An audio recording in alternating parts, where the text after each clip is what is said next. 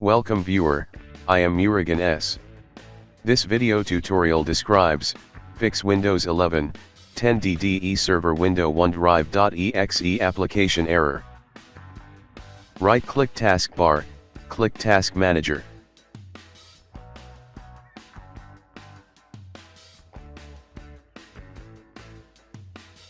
Click Details.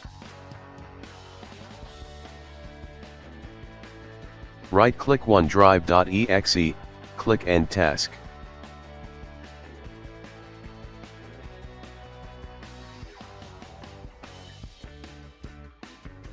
Click Startup Apps, disable OneDrive app.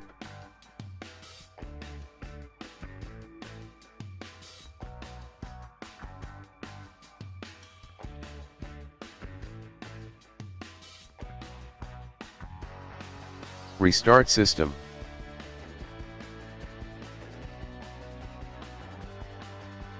I hope this video tutorial helps to you. Please like, share and don't forget to subscribe my channel. Thank you very much. See you next video.